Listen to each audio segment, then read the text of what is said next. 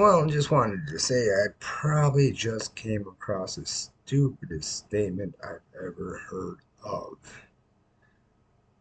out of someone that's supposedly supposed to be intelligent. That's why it's the stupidest statement I've ever heard. I'm not going to say the person's name is on a video on YouTube. That's all I will state. Let's put it this way. Person states, unchecked aggression inside an uncontrolled environment produces results. That is so incorrect. So basically, what this individual is saying with a gaming character as his profile picture is saying, let your emotions just run rampant in an uncontrolled environment, which the physical, that's all that is an uncontrolled environment. That produces chaos. So my response back was, because yeah, if I were to state something like that, being in Wisconsin with my some of my or not my medical training and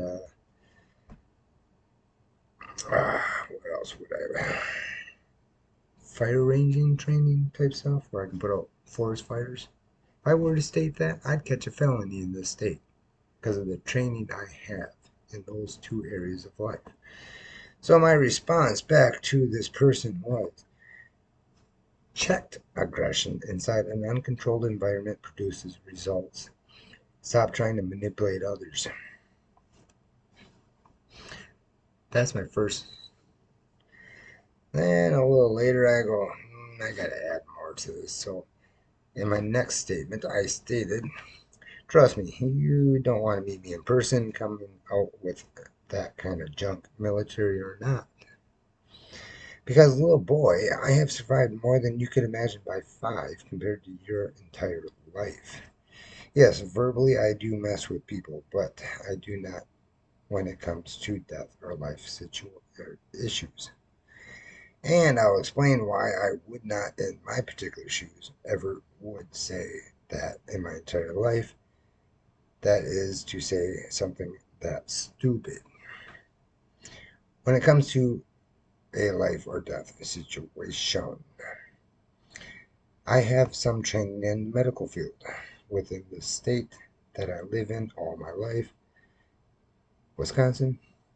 If I were to somewhat or say something that's stupid to someone, I could catch a felony because of my medical training and my fire ranger training. Goodbye. Yeah, I mess with people verbally because we have the freedom of that. Duh.